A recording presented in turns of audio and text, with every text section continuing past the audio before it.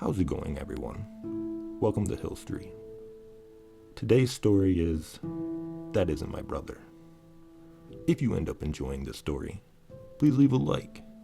And if you would like to hear more stories from me, please subscribe. Now, let's get into that nightmare. No one seems to notice. Not my mom, not my dad, not my sister.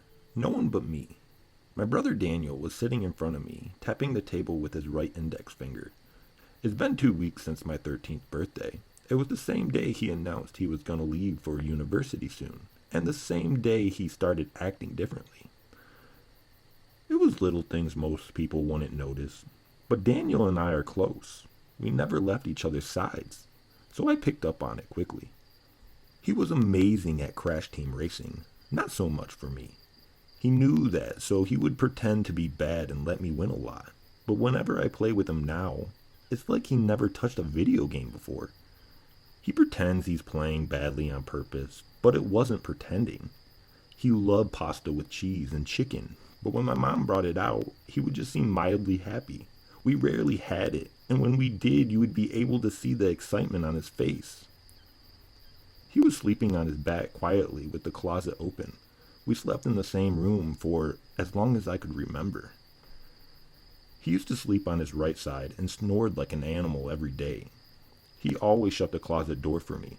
I saw something standing whenever I woke up in the middle of the night. He never found anything in the closet, but I swore to him I always saw something, so he promised to shut it every night for me. But he stopped after my birthday. Something was wrong. This isn't my brother. I just know it. I'm planning to take it down, but I have to make sure this isn't my brother. I have an idea. I'll test him. I know Daniel will have no problem passing the test. He always loved going on adventures with me, so I invited him to come with me. He was busy on his computer saying he was busy with the university application, but I insisted until he came with me. We went to an abandoned building not so far from my house. We came to this building years ago. We explored the rooms together. They were dusty, creepy, and unsettling. But I cared more about finding if this person was my brother. We arrived at an empty small room with an infinity symbol drawn with chalk. Daniel drew it when we came years ago. I was afraid Daniel would leave me. He told me he wouldn't be here for me forever as he drew it, saying his love for me equals infinity. I asked Daniel if he knew who drew it or knew what it was. He said he didn't know who drew it, and it means infinity. Now I'm sure this isn't my brother. This is an imposter. I have to take care of him. The night settled and silence filled our house. Everyone was asleep. I was in the kitchen sharpening the knife my mom always used. I watched my mom do it a lot. I wasn't good at it, but it was better to make sure that thing was dead. I stood next to my brother's bed as he slept quietly. I held the knife with a firm grip. I prayed to God, any God. He would snore and I would be wrong. I stood there for a second, waiting for it, but all there was silence. It was dark. I didn't know what happened. It's like my entire world became dark as I raised the knife. I couldn't see, hear, or feel. It's like I stopped existing. Moments later, I was on the ground. I heard screaming of agony and pain. Daniel was bleeding? Wait, no, he's supposed to be a monster.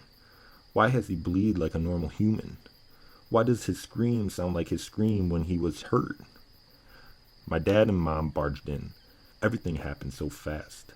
The next thing I knew, I was being dragged by the police. Was I wrong? Did I just try to murder Daniel? Why? Why did I even think of doing this? My mind was flooded. I was filled with guilt. It's been 3 months since that incident. I was admitted to a mental facility. I haven't spoken a word after the incident. What I did never left my mind for even a second. My parents haven't visited me yet, and Daniel would have left for university tomorrow if I didn't stab him. I was told I had a visitor. I was laying on my bed as I heard the door open. It was Daniel. He was wearing a medical eye patch.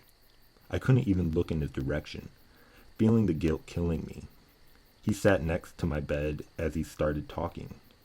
I didn't want to hear his voice, but I couldn't stop listening.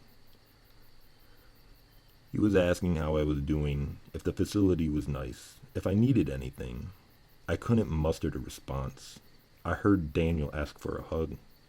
I couldn't stop myself from breaking down and crying. I hugged him as he comforted me. I told him he acted differently. He didn't spend as much time as he used to. He even forgot the symbol he drew for me. I thought he was a monster or someone pretending to be him. I felt his hand rubbing on my back. "You're not wrong," he said as I cried. "Wait, what?" I let go of the hug slowly, confused. I asked if he could repeat it. He did. He said I wasn't wrong. I'm not wrong.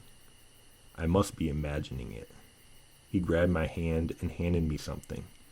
I couldn't move my eye away from it. It was an eye. Daniel's eye, that I stabbed. It was cut in half. My hand started shaking as I looked up. Daniel was smiling ear to ear, literally. His smile was so wide, it was inhumane. His hand grabbed his face and pulled upwards like it was a mask. What the heck is that?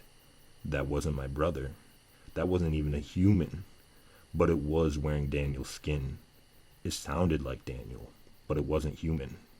I know what the hell I was looking at. It was the thing I always saw in the closet. I screamed and cried as he let go of me. Nurses came in trying to calm me down as that thing got up to leave. He smiled as he waved goodbye. That thing isn't my brother. The end. Thank you for listening. If you ended up enjoying this story, please leave a like. I hope you all have had a great day and have a good night.